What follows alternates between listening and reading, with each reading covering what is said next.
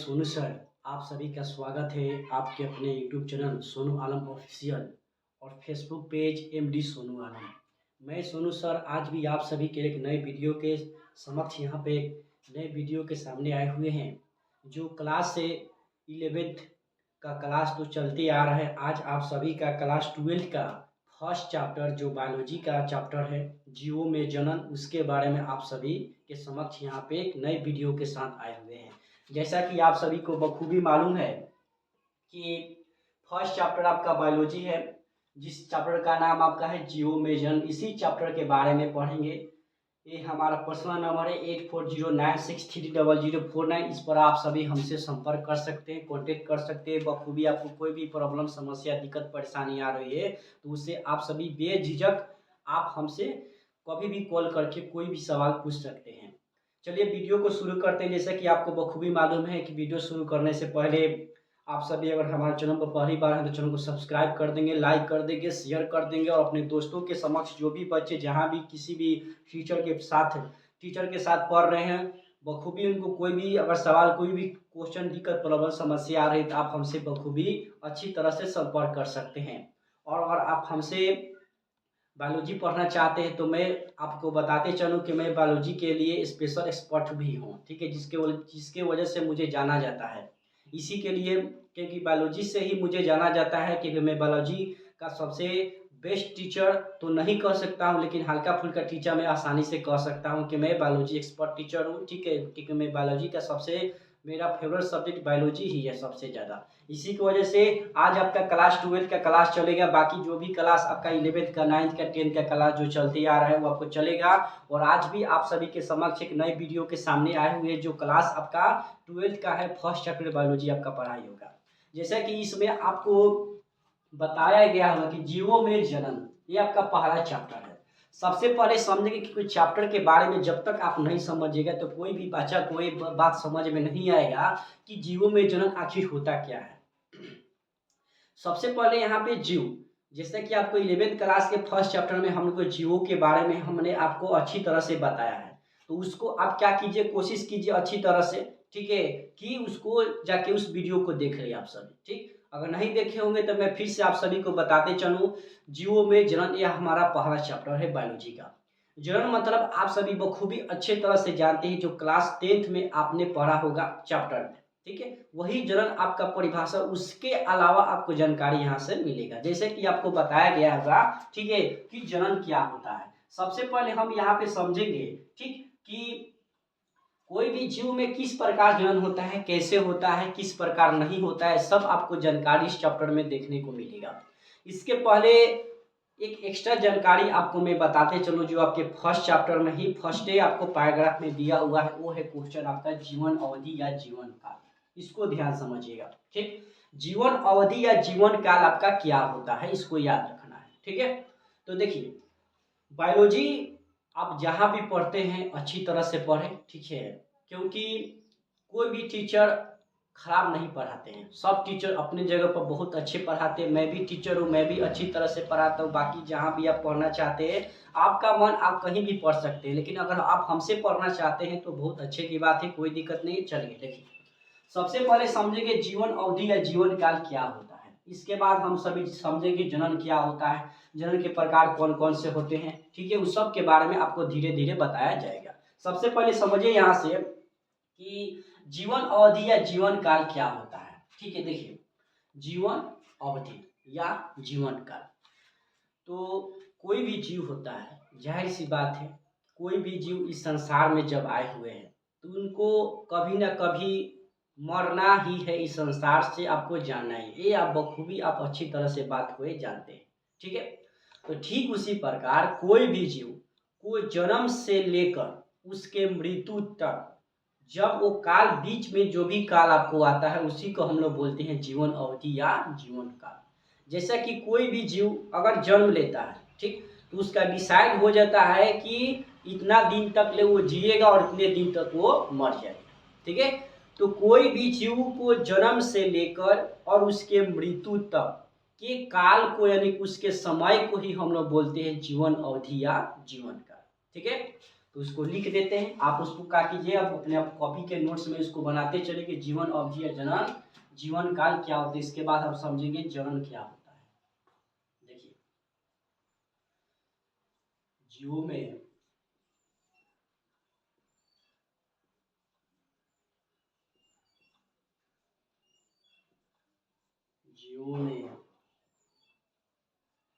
जन्म से लेकर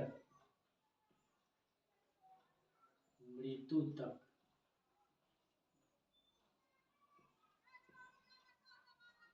के काल, काल यानी कि समय, ठीक है, याद रखना है। काल मतलब होता है आपका समय, समय जीवों में जन्म से लेकर मृत्यु तक के काल या समय को ही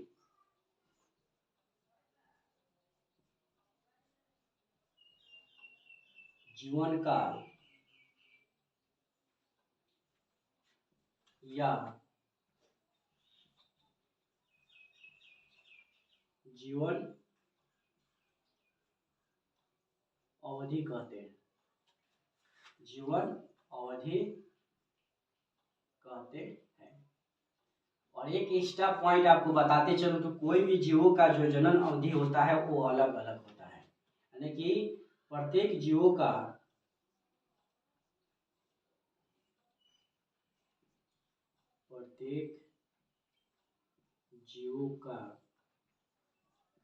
जीवन काल भिन्न भिन्न होता है या अलग अलग लिख सकते हैं, कोई दिक्कत नहीं है, अलग अलग होता है। प्रत्येक जीवों का जीवन काल अलग अलग होता है, इसको याद रखना है। फिर से एक बार आपको समझा देते हैं, कोई भी जीव होता है वो जीवों के जन्म से लेकर उसके मृत्यु तक जो कोई भी उसके पास काल चलता है या उसका समय चलता है तो उसी को हम लोग बोलते हैं जीवन अवधि या जीवन काल कहते हैं। और जितने भी प्रत्येक इस संसार में जितने भी जीव पाए जाते हैं उस सभी का जीवन अवधि क्या होता है कि आपका अलग अलग होता है। ये आपको स्टेप पॉइंट आपको जानकारी देना है। इसके बाद आपको एक्स्ट्रा पॉइंट और जानकारी याद रखना है कि आपके बायोलॉजी के किताब में आप कोई भी बायोलॉजी किताब पढ़ते हैं, जैसे भारतीय भवन पढ़ते हैं या लोक प्रकाशन का पढ़ते हैं या एबीसी का पढ़ते हैं या आपका एनसीईआरटी पढ़ते हैं, आप कोई भी पढ़ते हैं तो उसमें एक आपको बॉक्स बनाया गया है कि कौन से जीव की अवधि कितनी होती है, इसको आपको याद रखना है, ठीक है। तो देखिए कुछ आपको एक्स्ट्रा पॉइंट हम आपको लिखवा देते हैं कि कोई भी जीव में किस प्रकार की जीवन अवधि होती है, कितने वर्ष तक जीवन अवधि उनकी होती है, ठीक है। जैसे कि आपको हम बताते चलूं कि मनुष्य हो गया आपका, ठीक है। तो कोई भी मनुष्य आप सभी देखे होंगे कि पहले के मनुष्य में जीव जो भी रहा करते थे वो क्या करते थे कि 100+ भी जिया करते थे। हम लोग भी आज भी लोग जीते हैं, लेकिन आज का जो जनरेशन आप सभी को देखने को मिल रहा है, क्या वास्तव में वो इतना साल तक जी पाएंगे? आप अंदाजा कीजिए, सोचिए एक बार अच्छा से, नहीं जी पाएंगे। क्यों? क्योंकि आज का जनरेशन का इतना ना दासा खराब हो चुका है कि जो भी बच्चे पढ़ने वाले हैं वो तो जानकारी है उनको तो नहीं करते, लेकिन कोई भी बच्चा जो खराब संगत की असर में पड़ जाते हैं और पढ़ जाने के बाद वो क्या करते हैं कि नाशा करना शुरू कर देते हैं, ठीक है, और वो अपना ज़िंदगी बर्बाद कर लेते हैं। तो मैं बस यही कहूँगा आपसे भी कि नाशा बहुत खतरनाक चीज़ है, ठीक है, जिससे कि आपके शरीर की पूरी आपका शरीर खत्म हो जाता है, आपका ज़िंदगी बर्बाद हो सकता है। इससे मैं आपसे कहूँगा कि कोई भी व्यक्ति नाशा करते हैं उस नाशा को छोड़िए और पढ़ाई का नाशा आप सब जरूर कीजिए, ठीक है, मैं आपसे यही कहूँगा। क्यों? क्योंकि आज का जनरेशन जो भी है वो ज़्यादा दिन तक टिकने वाले नहीं है। ज़्यादा से ज़्यादा अगर जी सकते हैं तो वो 60 से 70 ही जीत सकते हैं। इसलिए एक मनुष्य का एक अनुमानित, यानी कि ये आपको फिक्स नहीं है लेकिन एक अनुमान लगाया है, एक अनुमानित आपका किया गया है कि कोई भी मनुष्य का जीवन काल या जीवन अवधि आपको 60 से 80 के बीच में आपका होता है। इसको याद रखना है, ठीक है। और यहाँ से बाबू लोग देखिए, यहाँ से एक ऑब्जेक्टिव क्वेश्चन आपके निश्चित तौर पर हर एक साल क्वेश्चन रहता है, और इस साल भी था, और आने वाले 10 साल तक के एग्जाम में ये भी क्वेश्चन आपको देखने को मिले कि कौन से जीव का जीवन काल और जीवन अवधि कितना होता है। ठीक है, तो मैं क्या करता हूँ कि अगर आपके पास किताब है तो उस किताब के माध्यम से लिखिए, और किताब नहीं है तो मैं आपको इस बोर्ड के माध्यम से, क्योंकि हम सभी जानते हैं कि अब हमारे पास तो आपका स्मार्ट बोर्ड तो है नहीं जिसके माध्यम से आप अच्छी तरह से पढ़ा सकें, लेकिन मैं फिर भी आप सभी के लिए इतना मेहनत कर रहा हूँ। अगर आप सभी का प्यार इसी तरह रहा था, ऊपर वाले के दुआ से एक ना एक दिन जरूर आपका स्मार्ट बोर्ड लगने का चांस आपके बखूबी अच्छी तरह से है। फिलहाल आप सभी अच्छी तरह से समझिए, अपना पढ़ाई पर फोकस कीजिए, बाकी आप ऊपर वाले पर छोड़ दीजिए। जैसे कि आपको देखिए, प्रत्येक जीव का कुछ ना कुछ आपका जीवन अवधि होता है। जैसे कि हम आपको बता देते हैं, चलो देखिए, जैसे कि यहाँ पे हम लिखते जीव,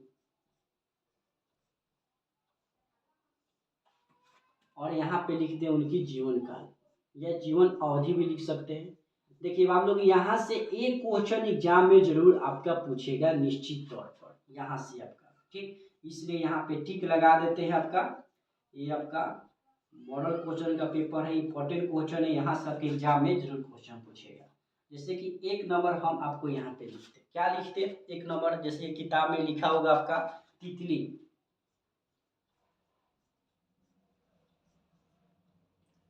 तितली जिसका इंग्लिश होता है बटरफ्लाई। एक इनका जीवन काल कितना होता है, 1 से 2 सप्ताह के बीच होता है, 1 से 2 सप्ताह, याद रखना है। अगर कोई आपसे पूछेगा कि तितली का जीवन काल कितना होता है, यानी कि तितली जो भी होती है वो कितने साल तक जीवित रहती है, साल नहीं, महीना भी नहीं, आपका सप्ताह याद रखना है। 1 से 2 सप्ताह भी कोई भी तितली होती है वो जीवित रह सकते हैं, इसके बाद वो अपना जीवन को त्याग कर देती है। ठीक है, इसको याद रखना है, तितली का 1 से 2 सप्ताह। तो अगर एग्जाम में क्वेश्चन पूछेगा तो किस प्रकार पूछेगा, ध्यान से सुनिए। क्वेश्चन पूछे कि तितली का जीवन काल का समय कितना होता है, या तितली का जीवन काल आपका कितना होता है, ये पूछेगा। तो 1 से 2 सप्ताह आपको होता है, इसको याद रखना। दूसरा नंबर में आपका क्या है, बिल्ली।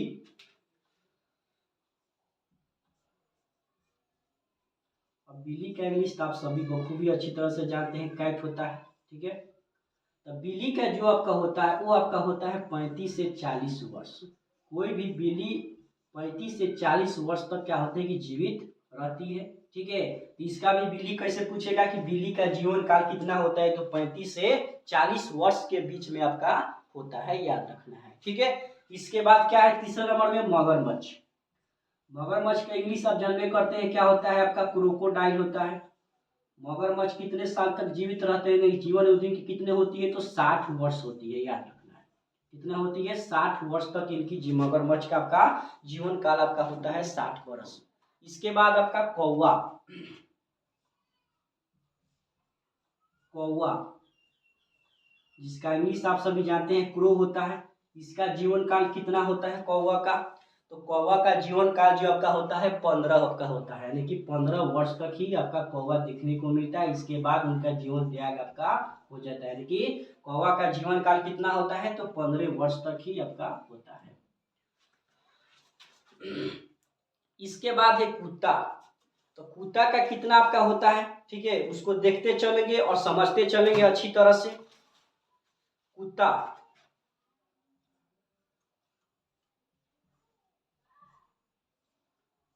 जिसका इंग्लिश डॉग होता है, इसका होता है आपका 20 से 30 वर्ष तक। यानी कोई भी कुत्ता का जीवन काल अगर देखते हैं, ठीक है, तो आपको 20 से 30 साल तक ही कुत्ता का आपका उनका जीवन काल होता है। हाथी, हाथी का जीवन काल कितना होता है,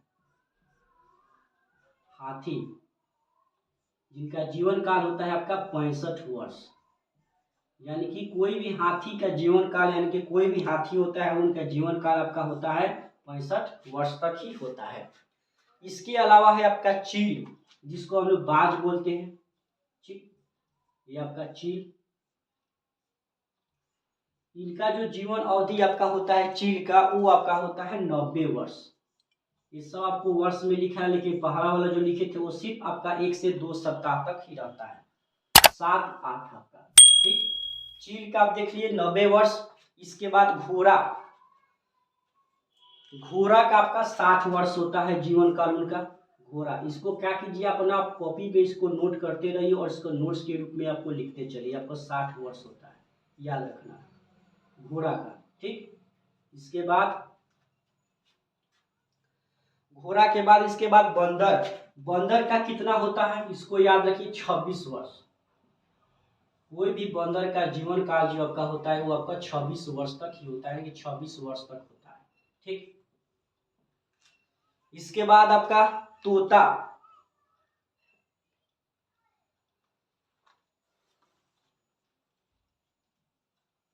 तोता का जो आपका होता है 140 वर्ष तक होता है, 140 वर्ष।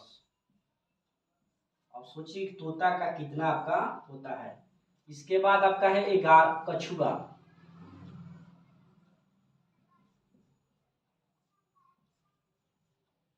कछुआ कितना होता है, तो कछुआ का आपका होता है 200 वर्ष। 200 वर्ष तक ये आपका जीवित रहते हैं कछुआ। सोचिए कितना सालों तक ये जीवित रहते हैं। इसके बाद आपका बरगद। बरगद, तो बरगद कितने होते हैं, ये भी आपको 200 वर्ष तक ही रहते हैं। लास्ट आपका है गेहूं का पौधा। ये सभी कोई जानते हैं, कोई भी गेहूं होता है, ठीक, उस गेहूं के पौधा जो भी होता है वो 4 से 5 महीने का ही होता है, जिसकी वजह से हम उसको जब वो पक जाता है तो क्या करते हैं कि उसको हम लोग काट सकते हैं, यानी काट देते हैं, और इसे जो भी हमारा अनाज वगैरह होता है वो उसको हम लोग निकाल देते हैं। ठीक है, तो देखिए सबसे पहले इसमें इंपॉर्टेंट है जो एग्जाम में क्वेश्चन लाइव पूछने हैं, वो है आपका मगरमच्छ। क्योंकि एग्जाम में क्वेश्चन पूछा हुआ है मगरमच्छ का कितना होता है, 60 वर्ष। ठीक है, हाथी का कितना होता है, 65 वर्ष। ये सब आपके एग्जाम में क्वेश्चन पूछा हुआ है। कछुआ का सबसे ज्यादा एग्जाम में क्वेश्चन पूछा है 200 वर्ष। ठीक है, ये था आपका जितने भी सारे जीव होते हैं उनके कुछ जीव के आपको जीवन काल या जीवन अवधि होते हैं। ठीक है, इतना नोट करने की कोशिश कीजिए।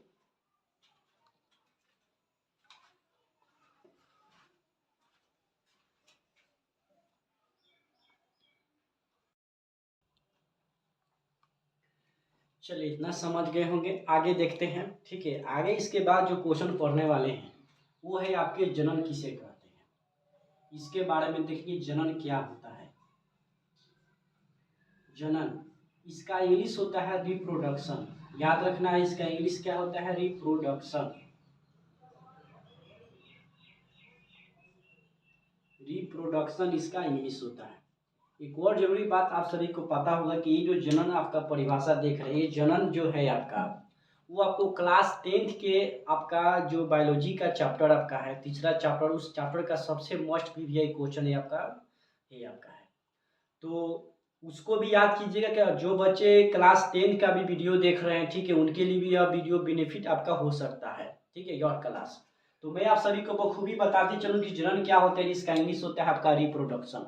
ये आप 10वां क्लास में ही पढ़े होंगे। ठीक है, और आपके 11th में भी आपको जो वीडियो आपको चैनल पर डाला गया है 11th क्लास का बायोलॉजी का, ठीक है, उसमें भी आप देख सकते हैं। बखूबी आपको इससे एक्स्ट्रा जानकारी आपको इस चैप्टर में बताया जाएगा। चलिए देखिए, सबसे पहले समझे कि जनन क्या होता है। कोई भी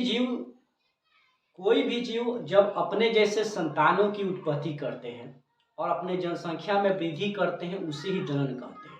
अब कैसे समझते हैं, ध्यान से देखिए। जैसे कि अगर आप अपने घर में ही देखे होंगे, आपके अपने मम्मी पापा, तो मम्मी पापा से आप खुद आप जन्म लिए हैं। जब आपका शादी होगा तो क्या होगा कि जब आपका शादी होगा आपका भी बाल बच्चा होगा, फिर उनका बाल बच्चा होगा, तो ऐसे क्रम आपका चलते रहता है।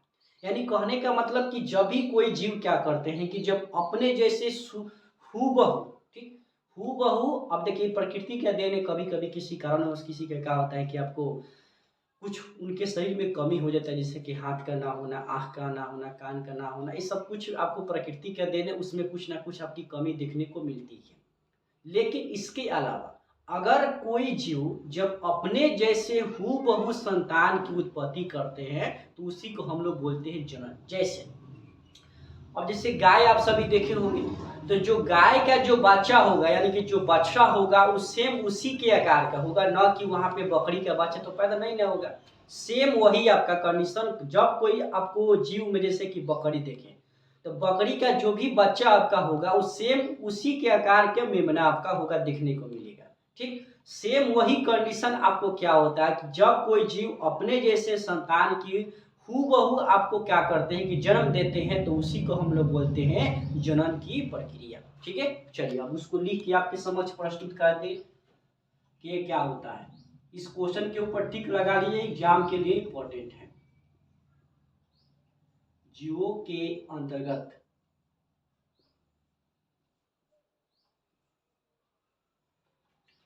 वैसी प्रक्रिया है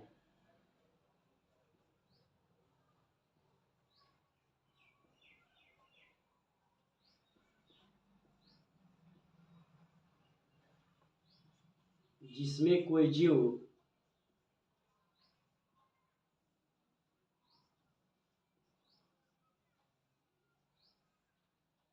जिसमें कोई जीव अपने जैसे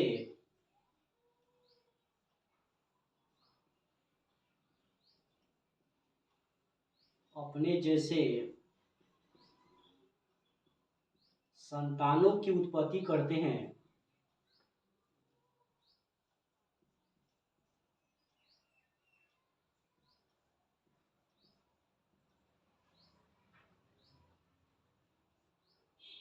और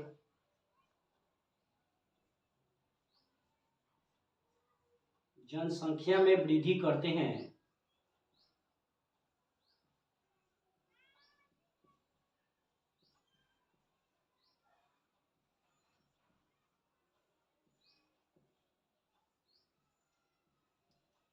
तो जीवों के इस प्रक्रिया को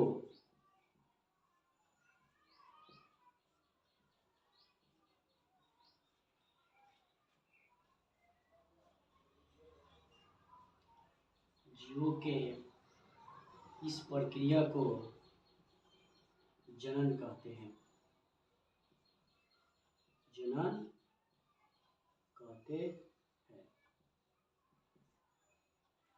ये है आपका जनन का परिभाषा, इसको नोट कीजिएगा। ठीक है, और इसको फिर से एक बार आपको समझा देते। कोई भी जीव क्या होता है कि जब अपने जैसे संतानों की उत्पत्ति करते हैं और अपने जनसंख्या में वृद्धि करते हैं, तो उसी को हम लोग बोलते हैं जनन। याद रखना है। ठीक है, जनन मुख्यतः आपका दो प्रकार के होता है, लिखते चलिएगा। जनन मुख्यतः दो प्रकार का होता है।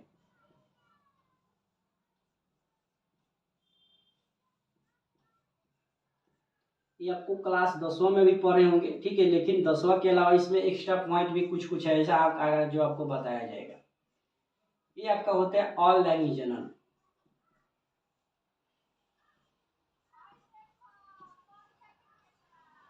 दूसरा होता है आपका लैंगिक जनन। ये आप खूब बखूबी अच्छी तरह से पढ़े होंगे, लेकिन इसमें कुछ एक्स्ट्रा पॉइंट आपको बताया जाएगा। लैंगिक जनन, अब एक एक करके सबके बारे में पढ़ेंगे कि अलैंगिक जनन क्या होता है।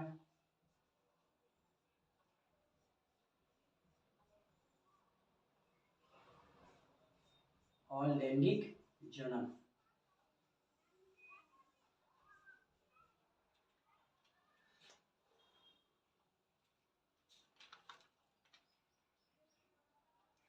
अगर इसका इंग्लिश लिखना चाहते हैं तो लिख सकते हैं, कोई दिक्कत नहीं। एसेक्सुअल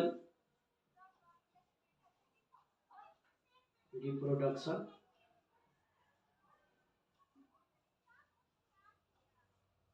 इसको लिख लीजिएगा, इधर लिख दिए हैं। और ये आपका सेक्सुअल होता है,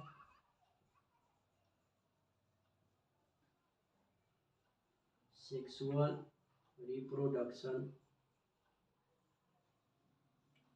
ठीक, अब देखिए, अब अलैंगिक जनन क्या होता है उसको ध्यान से समझिएगा, जिसका इंग्लिश होता है एसेक्सुअल रिप्रोडक्शन। क्या होता है ये आप 10वां क्लास में भी पढ़े होंगे अच्छी तरह से। जो बच्चे नहीं पढ़े होंगे वो सोनू सर की से चैनल के माध्यम से अच्छी तरह से पढ़ सकते हैं। और वीडियो अच्छी लग रही हो तो आपसे यही रिक्वेस्ट करें कि चैनल को सब्सक्राइब करवा दीजिए और लाइक शेयर जरूर कीजिए। चलिए देखिए, ऑनलाइन जनन क्या होता है। ये आपका जनन का भाग होता है। ठीक है, इसमें क्या होता है कि इसमें नर और मादा आपस में भाग नहीं लेते हैं। सिर्फ एक ना एक को यानी कि एकल जनक ही भाग लेते हैं। अब कहने का मतलब क्या, इसमें न आपको नर मादा लेंगे एक साथ, जो भी जैसे सिंपल भाषा में समझिए कि आप सभी जानते हैं कि हम इसी के लिए बायोलॉजी के लिए ही जाने जाते हैं, सबसे ज़्यादा समझाने के लिए।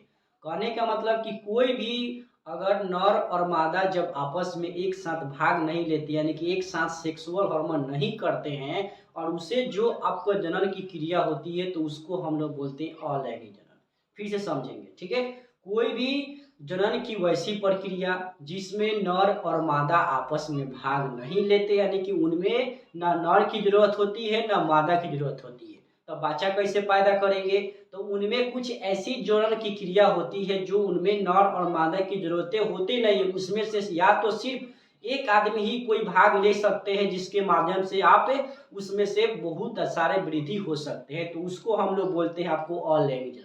तो बस इतना डिटेल में याद रखिए कि जनन की प्रक्रिया में क्या होता है, अलैंगिक जनन की प्रक्रिया में क्या होता है कि कोई भी जीव क्या होता है कि अपने जैसे सेम टू सेम तो संतान की उत्पत्ति करते हैं, लेकिन इसमें सिर्फ एकल जनक ही भाग लेते हैं यानी कि नर और मादा भाग आपका नहीं लेते हैं। बस इतना ही याद रखना है, ठीक है। यही आपको लिखवाइबो किया जाएगा परिभाषा में। चल रहा था इसी की वजह से थोड़ा वीडियो में थोड़ा विलम्ब हो गया, ठीक है, जिसके वजह से थोड़ा सा विलम्ब हो गया। चलिए आगे उसके देखते हैं।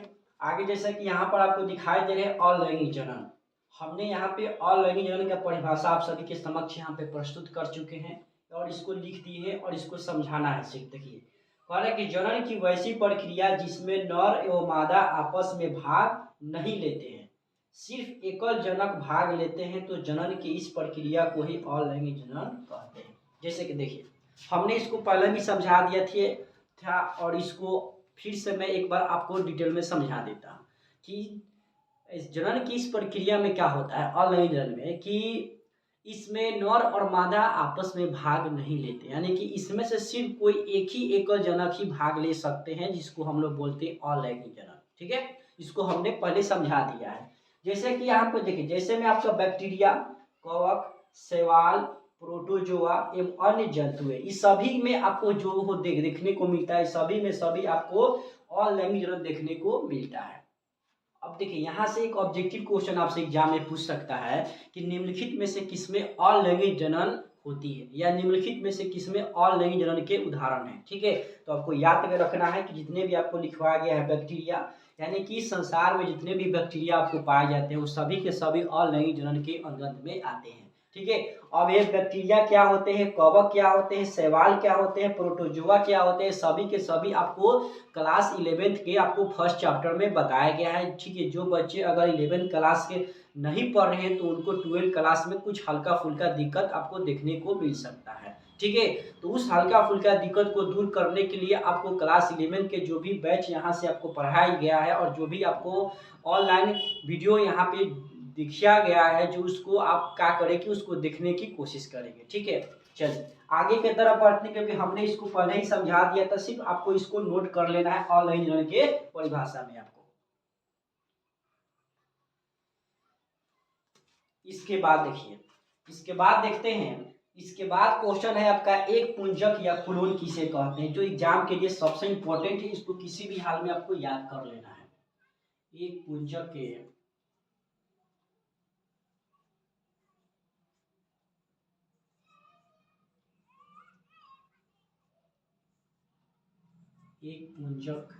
या क्लोन, इसको याद रखना है। इसको एक पुंजक या क्लोन क्यों कहा जाता है, ये आपका क्वेश्चन हो गया। देखिए, अब यहाँ से एक ऑब्जेक्टिव क्वेश्चन आपको पहले ठीक लगा देते कि एग्जाम के लिए इंपॉर्टेंट क्वेश्चन है, ठीक है, क्योंकि एग्जाम में यह क्वेश्चन पूछा हुआ है कि एक पुंजक या क्लोन से संबंध आपको क्या है, ठीक है। चलिए देखिए,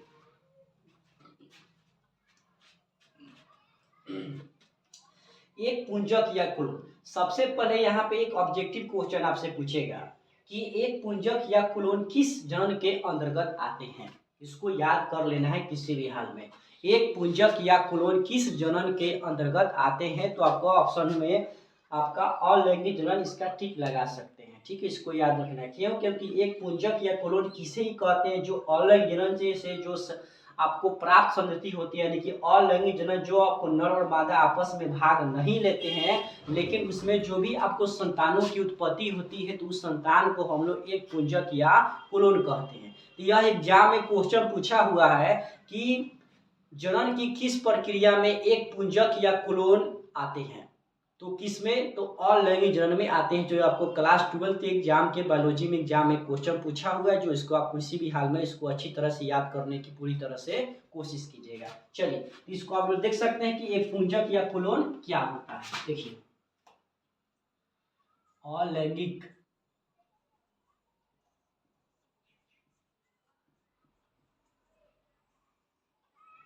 अलैंगिक जनन से प्राप्त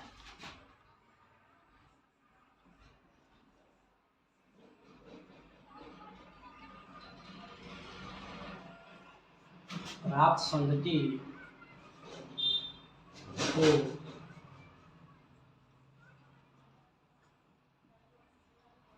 एक पुंजक या कुलोन कहते हैं।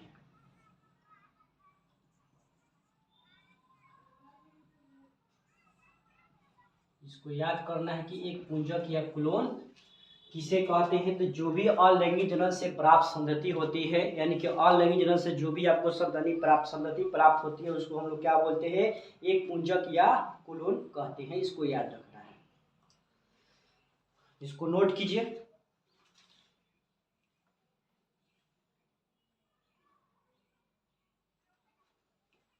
देखिए इसके बाद जो भी आपको लिखवाया जाएगा, जो आपको क्लास 12 के ऑब्जेक्टिव क्वेश्चन में निश्चित तौर पर यहाँ से एक आपके एग्जाम में निश्चित तौर पर क्वेश्चन आपसे पूछेगा, ठीक है।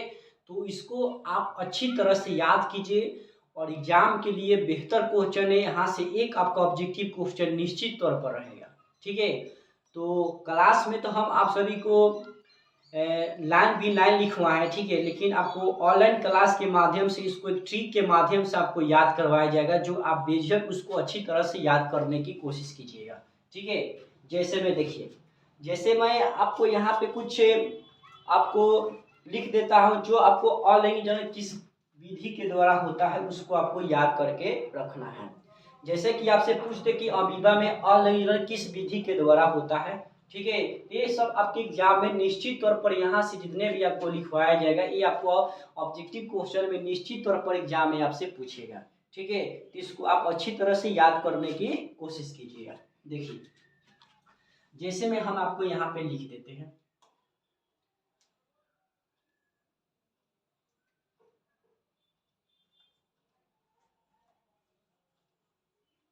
जैसे यहाँ पे हम लिख देंगे आपका मुख्य पात्र, ठीक। इसके बाद इसमें लिखते हैं जनन की विधि,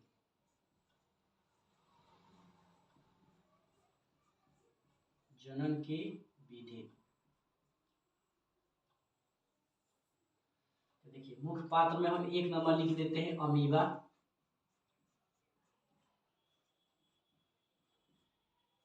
अमीबा या पैरामीशियम, पैरामीशियम।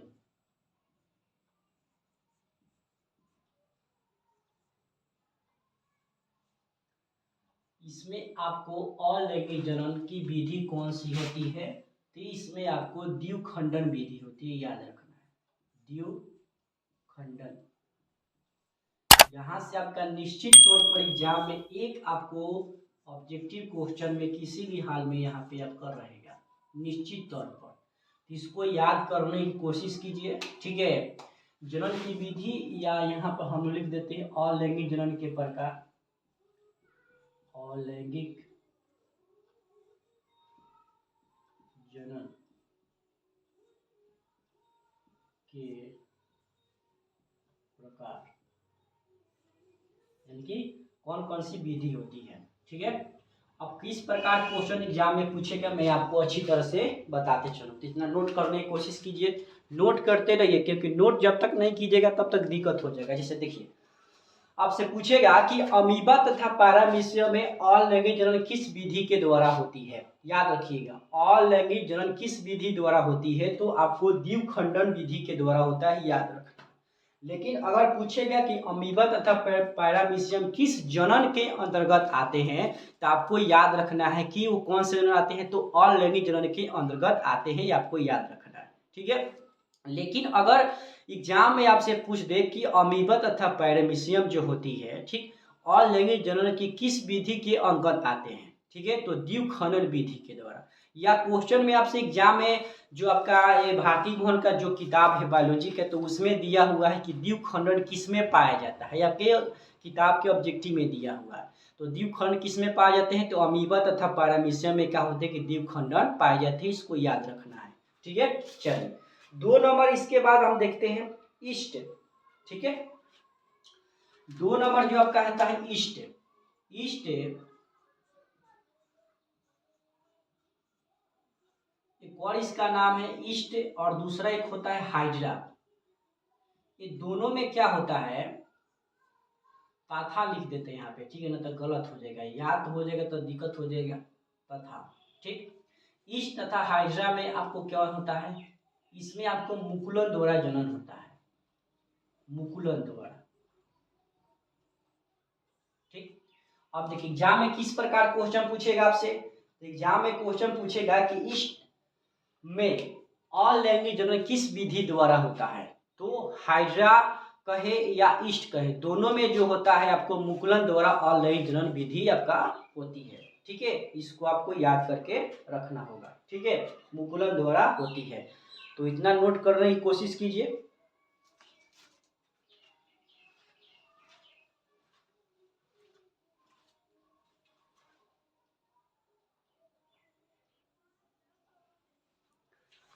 चलिए इसके बाद देखते हैं।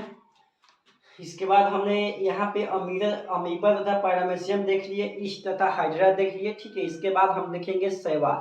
ठीक, तीसरा नंबर, तो तीसरा नंबर जो आपका होता है शैवाल होता है। हाँ, आपका बोर्ड क्लीन हो गया है, ठीक है, साफ सुथरा कर दिया आपको। ठीक है, अब इसके बाद देखेंगे शैवाल। कल भी आपको बताए थे शैवाल क्या होता है। ठीक है, तो शैवाल में आप लोग को बताया था कि जितने भी आपको समुद्र वगैरह होते हैं, ठीक है, उस समुद्र में जब घने समुद्र के अंदर जाइएगा, तो उसमें जो भी आपको पेड़ पौधे पाए जाते हैं, ठीक है, तो उसी पेड़ पौधे को हम लोग बोलते हैं शैवाल। ठीक है, और एक यहाँ पे क्वेश्चन पूछ सकता है कि आपने क्या कभी सोचा है ऐसा कि जो भी समुद्र होता है, उस समुद्र जो गहरा जो समुद्र होता है, उस समुद्र को जब हम लोग देखेंगे तो आपको नीले कलर का क्यों दिखाई देता है, या जो भी आप नदी का पानी को देखे होंगे तो हरा कलर का क्यों दिखाई देता है, इसका क्या रीजन हो सकता है, क्या आपको पता है ऐसा क्वेश्चन। ठीक है, ये सब जो ऐसा जो क्वेश्चन है जो एग्जाम के लिए बहुत ज़्यादा इंपॉर्टेंट तो नहीं है, लेकिन आपको जनरल नॉलेज के लिए आपको अच्छी तरह से नॉलेज के लिए याद कर सकते हैं। ठीक है, तो हमने आपसे पहला क्वेश्चन पूछेगा, अगर इसका जवाब अगर आपको मालूम है तो कमेंट बॉक्स में जरूर आप सभी इसको बताने की कोशिश करें। अगर नहीं पता है तो मैं एक अलग से एक्स्ट्रा आपको वीडियो बना के आपको शॉर्ट वीडियो में आपको बताऊंगा जरूर। ठीक है, फिलहाल आप क्या कीजिए, इस पर फोकस कीजिए जो आपको क्लास की एग्जाम के लिए इम्पोर्टेंट है। तो सवाल हो गया। ठीक, तो जो भी आपको सवाल होता है उस सवाल में अलैंगिक जनन जो होता है आपका विखंडन द्वारा होता है, याद रखना है। किस विधि के द्वारा, तो विखंडन, विखंडन, या इसको हम लोग बोल सकते हैं खंडन। ठीक, विखंडन या खंडन विधि द्वारा का होता है। ठीक है, तो यहाँ से एग्जाम में कैसे क्वेश्चन पूछेगा कि जो भी सवाल होता है, सवाल में अलैंगिक जनन किस विधि के द्वारा होता है, तो विखंडन या खंडन विधि के द्वारा होता है। इसको याद रखने की पूरी तरह से कोशिश कीजिएगा। आगे देखिए, इसके बाद कवक। कवक, तो कवक में भी आपको अलैंगिक कई प्रकार से देखने को मिलता है, जैसे कि आपका चौथा नंबर देखिए, जैसे कि आपका कवक हो गया। तो कवक में जो भी आपको अलैंगिक जनन होता है वो आपको कई प्रकार से देखने को मिलता है, जैसे कि आपको हो गया चल बीजाणु, चल बीजाणु, या अचल बीजाणु, अचल बीजाणु, या कोनिडिया, कोनिडिया, इसको याद रखिए। तीनों विधि द्वारा क्या होता है कि आपका कवक में अलैंगिक विधि को देखने को मिलता है। क्या? चल बीजाणु, अचल बीजाणु और कोनिडिया। तो देखिए यह एक ऐसा क्वेश्चन है जो एग्जाम में क्वेश्चन पूछा था, तो ऑप्शन में आपको कोनिडिया दिया था, याद रखना है। ठीक है, क्या दिया था? कोनिडिया दिया था। तो कवक में आपको तीन विधि के द्वारा अलैंगिक देखने को मिलता है। पहला चल बीजाणु, अचल बीजाणु और कोनिडिया। अब यहाँ पे एक बच्चे पूछ रहे हैं कि सर चल बीजाणु, अचल बीजाणु क्या होता है? देखिए चल बीजाणु मतलब होता है वैसा बीजाणु जो एक्टिव हो, यानी कि वो ज्यादा गति कर रहे हैं, उसको हम लोग चल बीजाणु कहते हैं। ठीक। और अचल बीजाणु जो चुपचाप बैठे हैं, कोई वो काम नहीं कर रहे हैं, गति में नहीं कर रहे हैं, ठीक है, तो उसको हम लोग बोलते हैं अचल बीजाणु बोलते हैं। इसको याद रखिएगा। आगे जो है पेनिसिलियम। ठीक, पेनिसिलियम चौथा, पांचवा आपका पेनिसिलियम।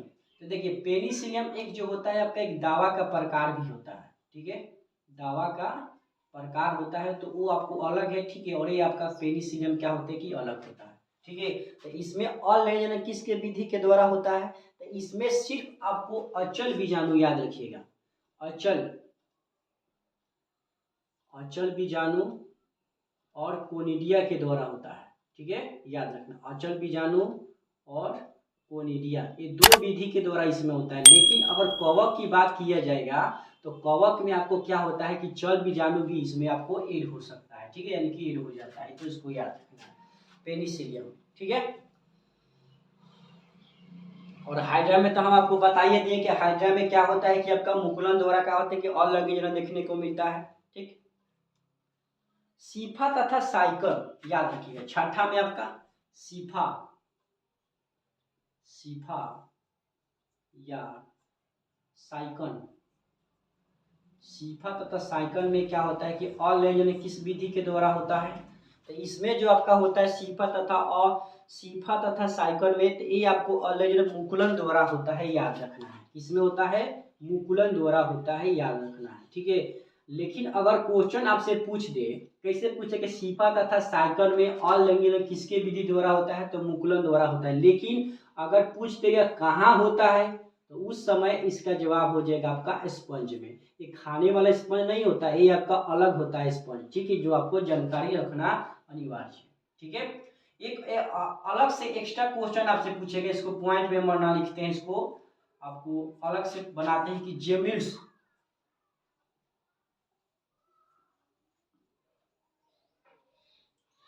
जेम्यूल से कहाँ बनता है? याद रखिएगा, कहाँ बनता है। और यह एक ऐसा ऑब्जेक्टिव क्वेश्चन है जो एग्जाम में आ चुका है। ठीक है, तो जेम्यूल्स कहाँ बनते हैं? तो यही आपको स्पंज में ही बनते हैं, याद रखना है, स्पंज में। स्पंज में जेम्यूल्स आपका बनते हैं।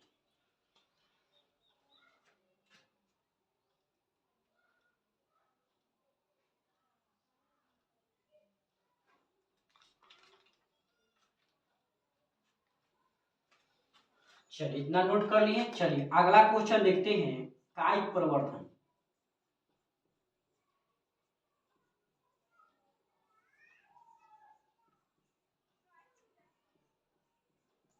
कायिक प्रवर्धन, देखिए पौधों में कई प्रकार के कायिक प्रवर्धन देखने को मिलता है, जैसे कि आपका हो गया कंद, प्रकंद, ठीक है, भूअष्टारिका। तो ये सब आपको होता क्या है, किस प्रकार होता है, उसको थोड़ा ध्यान से समझिए।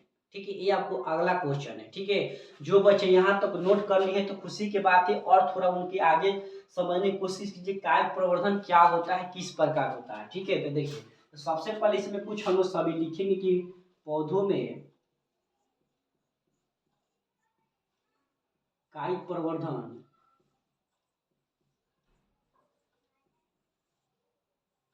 कायिक प्रवर्धन कई तरह से होते हैं, कई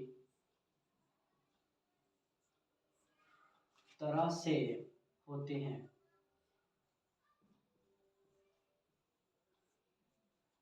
जैसे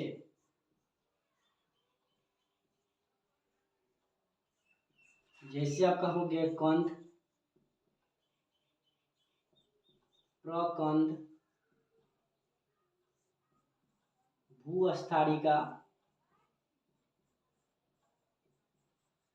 टेंशन मत लीजिए, ये सब आपको बताएंगे कि क्या क्या होता है, किसमें पाया जाता है, ठीक है, और कहाँ आपको पाए जाते हैं, ठीक है, याद रखिएगा, ठीक है। चलिए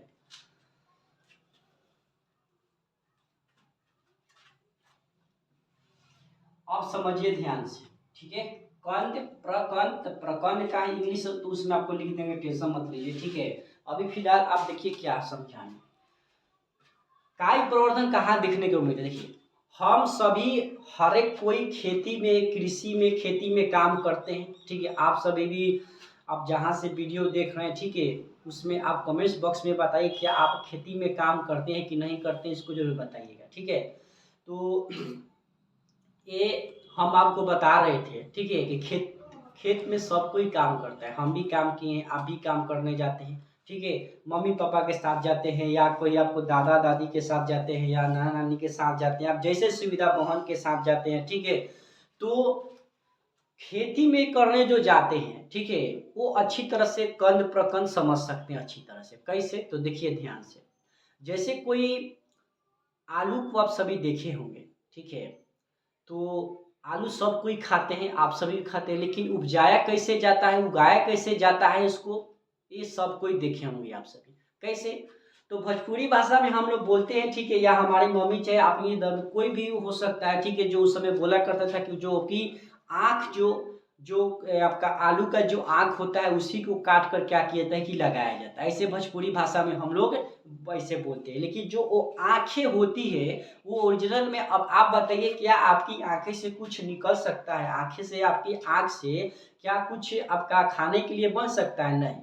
ये तो हम लोग मान लीजिए गांव के एरिया में लोग हैं, मम्मी पापा उतना जानकारी नहीं हो पाता है, जिनकी वजह से हम लोग ये भाषा का प्रयोग कर देते हैं। लेकिन अगर वास्तव में देखा जाएगा, तो जो भी आलू का जो आंख वाला भाग निकलता है, जिसको हम लोग बोलते हैं, तो उसका ओरिजिनल नाम अगर कहा जाएगा तो उसका नाम होता है कंद। इसको याद रखना, क्या होता है, कंद, ठीक है। तो वही आपको बात बताने जा रहे हैं। और एक और जरूरी बात कि जो भी, और यहाँ से कॉम्पिटिटिव एग्जाम में क्वेश्चन पूछा हुआ है, ठीक है, कि आलू का कौन सा भाग खाया जाता है, याद रखिएगा, ठीक है। ऑप्शन में दिया था जड़, ताना, पतिया और फल, इनमें से क्या खाया जाता है, याद रखिएगा। तो जो भी आलू हम लोग खाते हैं, उस आलू का ताना वाला भाग खाते हैं, याद रखिएगा, ठीक है। कौन सा भाग, ताना वाला, ठीक है। तो देखिए, तो यहाँ पे हम लोग लिख सकते हैं, ठीक है,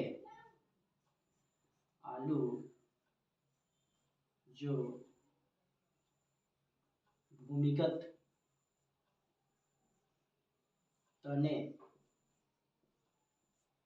के रूप में होते हैं,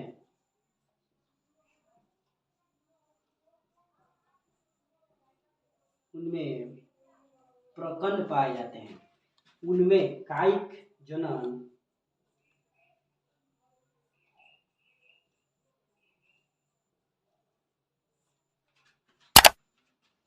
उनमें कायिक जनन कंद के द्वारा होता है, कंद के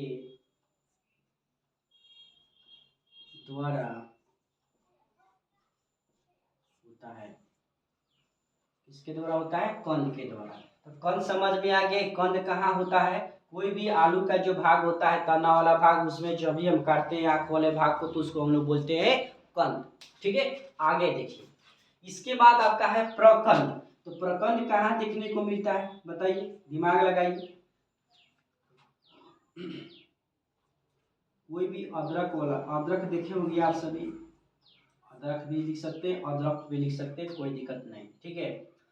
अदरक में अगर कायिक जनन को देखा जाएगा, ठीक, कायिक जनन, तो वो जो आपका होता है, ठीक, किसमें, प्रकंद के द्वारा होता है, याद रखना, प्रकंद।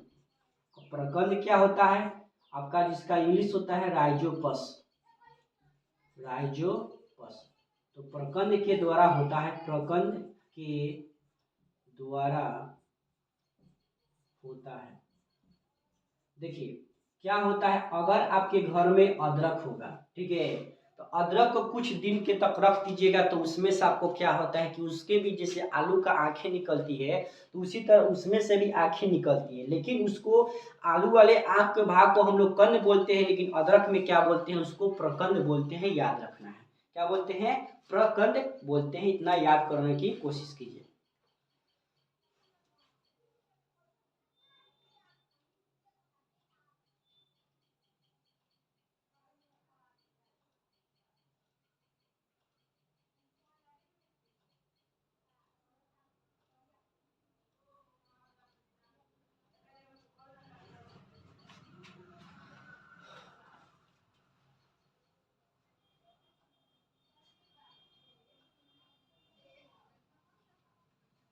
एक और जरूरी बात आपको बताते चलो कि कोई भी अगर आप सभी लिली का देखिए, लिली का फूल या प्याज, ठीक, प्याज या लिली, तो प्याज या लिली में जो आपका होता है, ठीक, उनका भी क्या होता है कि ताना जो होता है, में ताना अत्यंत छोटा होता है। ठीक है, अत्यंत छोटा होता है, जिसका छोटा होता है, जिनका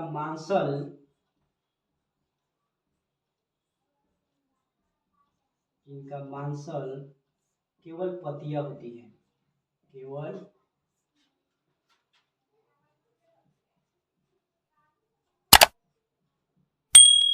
पत्तियां होती है। क्या समझे, कुछ नहीं समझे। देखिए, अगर आपसे आलू अदरक ही सब तो पूछ दिया, ठीक, लेकिन अगर आपसे कोई पूछे कि प्याज का कौन सा भाग हम सभी खाते हैं, ठीक है, तो देखिए आलू हो गया, ठीक, आपका अदरक हो गया, तो ठीक उसी प्रकार जो भी प्याज होता है, उस प्याज में भी क्या होता है कि उसका तना वाला भाग ही होता है। ठीक है, लेकिन उसमें इतना ना अत्यंत छोटा उसका भाग होता है, जिसके वजह से उसका जो तना वाला भाग होता है उसको अत्यंत छोटा होता है, जिसके वजह से क्या होता है, वो जो आपका जो छिलकौवा जो होता है जिसको हम लोग काट के खाते हैं, तो वो उसका पत्ती होता है। ठीक है, यानी कि उसकी पत्तियां होती है, यानी कि लिप्स होती है, तो उसी वही भाग को खाते हैं। तो याद रखना है, कोई भी अगर आपका आलू हो गया तो उसका हम लोग कंद वाला भाग को प्रयोग करते हैं, यानी कि उसका कंद वाले भाग से आपको काय जलन होती है, जिसके माध्यम से उसका ताना वाला भाग खाते हैं। ठीक, ठीक उसी प्रकार कोई भी अगर प्याज हो गया तो प्याज में भी आपको तना होता है, लेकिन छोटा अत्यंत बहुत होता है, जिसके वजह से आपको मालूम चलता है कि उसका जो भाग खाते हैं तो उसका जो मांसा वाला पत्तियां होती है वही हम लोग खाते हैं काट कर। ठीक है, इसको याद रखना है। और आप सभी जानते करते हैं कि प्याज काटने के बाद आंसू क्यों आता है, इस क्वेश्चन का जवाब आप कमेंट बॉक्स में जरूर बताइए। ठीक है, और इसको आप सभी के लिए होमवर्क देते हैं, इसको कंप्लीट कीजिए कि हम सभी जब भी कोई प्याज को काटते हैं तो हमारे आंखों में आंसू क्यों आते हैं। ये आपके लिए एक होमवर्क रहा, ठीक है, जो आपको उसके अगले वाले वीडियो में इस क्वेश्चन का जवाब आपको बताया जाएगा। ठीक है, आप सभी जरूर बताइए कि ये आपका वीडियो कैसे लगा।